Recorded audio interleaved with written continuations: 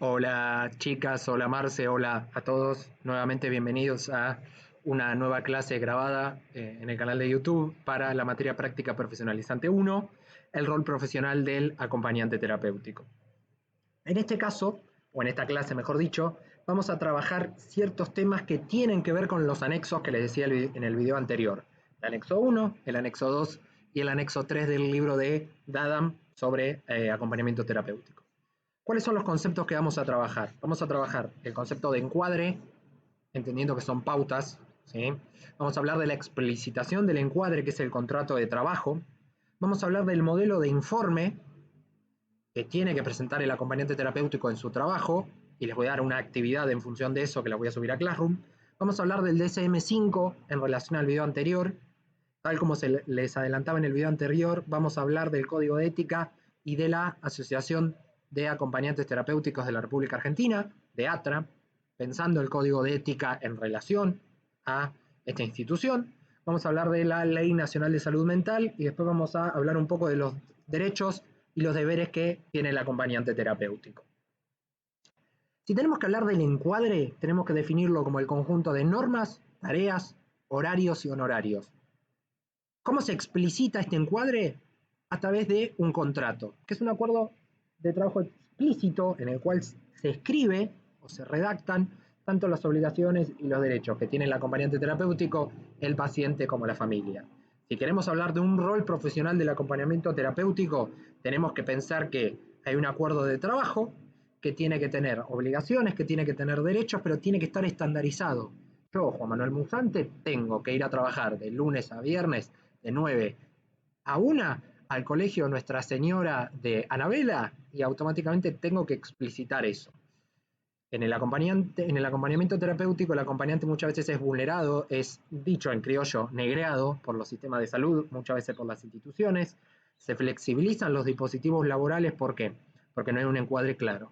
Y el encuadre es un concepto de Blecher que remitía al contrato analítico de ir en tal horario, pagar tal honorario, estableciendo reglas, organizando el trabajo, y tiene que ser un marco simbólico que se explicite, como se explicita a través de un contrato escrito.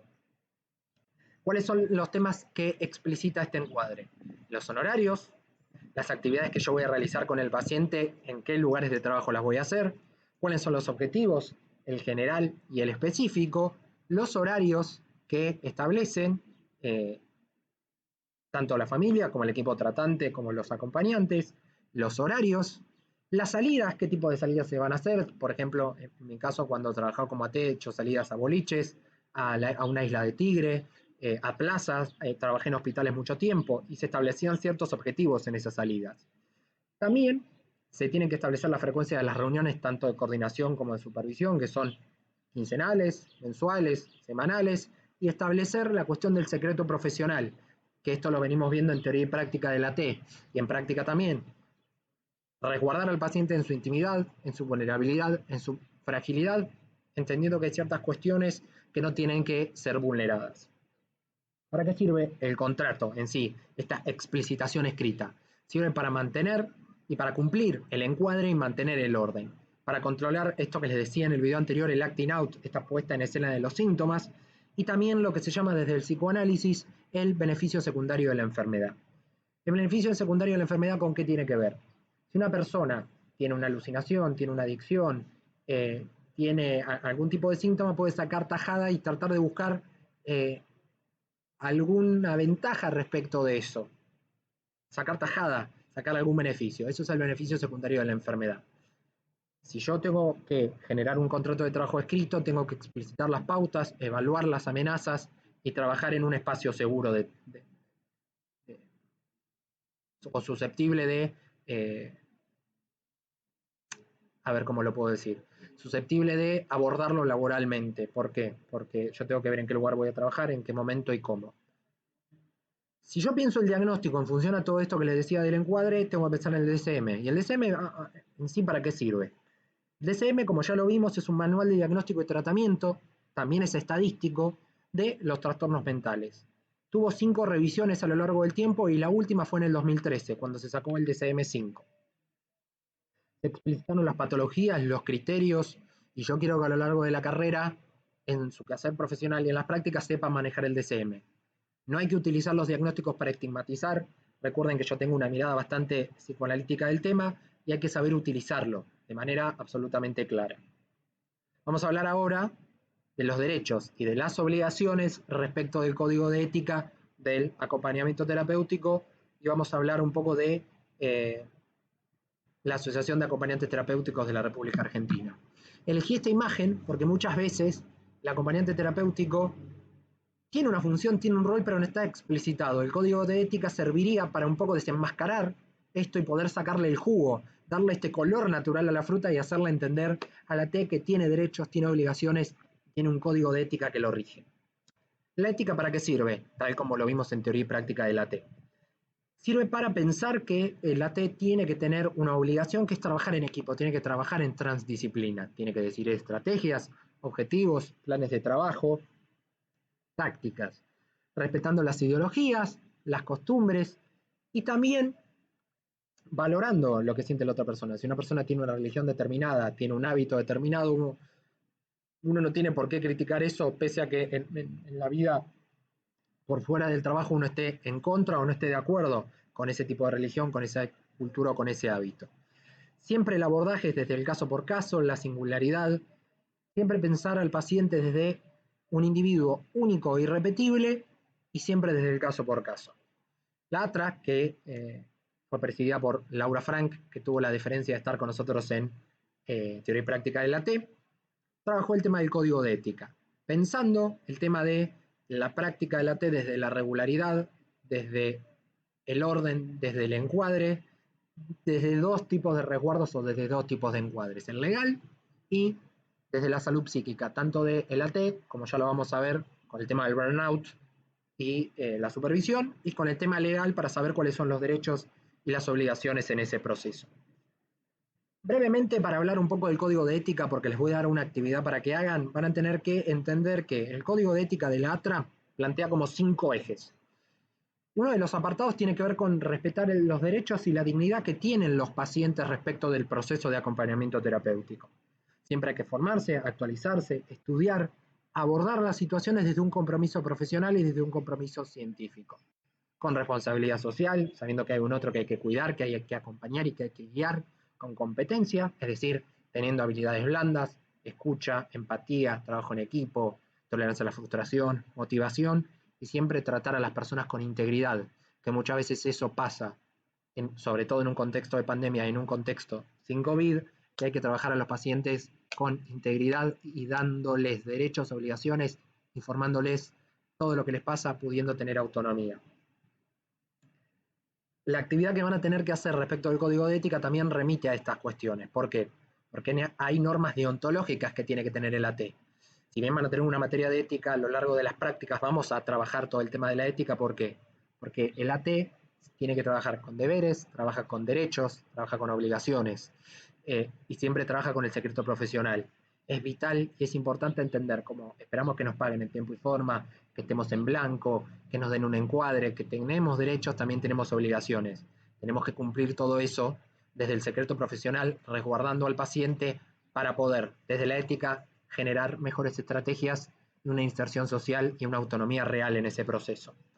El anexo 3 trabaja la Ley Nacional de Salud Mental. ¿Por qué?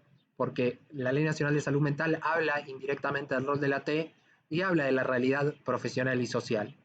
Siempre hay que regular los dispositivos de trabajo de la T, garantizando los equipos de salud mental, la regularización y la implementación efectiva de ese proceso, entendiendo que la T trabaja desde un marco legal y tiene que ser amparado y cuidado. ¿Qué trabaja la Ley Nacional de Salud Mental? Habla de padecimiento, no habla de enfermedad, no habla de patología. Son padecimientos subjetivos que tienen causas múltiples. Hay diferentes componentes para abordar la salud mental y para abordar estos padecimientos subjetivos: social, histórico, económico, cultural. Tomé 2 artículos de la ley. ¿Por qué? Porque es sumamente importante pensar desde el artículo 8, el trabajo en equipo. El AT tiene la obligación de trabajar en equipo, nunca trabajen solos, siempre se los digo, se trabaja con un otro en ese proceso, pero también hay que trabajar con profesionales competentes. Celebro las tecnicaturas de AT, ¿por qué? Porque formamos profesionales competentes que tengan ética, orden, encuadre e idoneidad en su tarea. Siempre tratando de que el paciente restituya los lazos, trabaje profesionalmente con seriedad, con derechos, con deberes, con secreto profesional. Siempre somos claves los ATs para realizar externaciones, para realizar reinserciones, siempre respetando los padecimientos y pudiendo trabajar en equipo. ¿Para qué sirve el proyecto de ley pensado desde 2016? Sirve para entender que el AT es un profesional de la salud mental que tendría que tener matrícula, en muchas provincias la tienen, en Entre Ríos, en Córdoba, en varios lugares lo tienen. Se tiene que regular la formación profesional, desde las obras sociales, desde el sistema de salud, siempre reconociendo las incumbencias y entendiendo que tiene que haber un título habilitante. La tecnicatura de esta institución permite reglamentar los requisitos de trabajo y dar un título habilitante con número de resolución y la posibilidad de que si van a una provincia y se radican en Córdoba, en Entre Ríos o en otros lugares, puedan tener una matrícula. Tiene que haber un marco regulatorio legal que nos cuide en la práctica, generando una inclusión de la T como profesional de la salud mental desde lo legal, desde lo clínico y desde lo académico. Hasta acá la clase de hoy, grabada.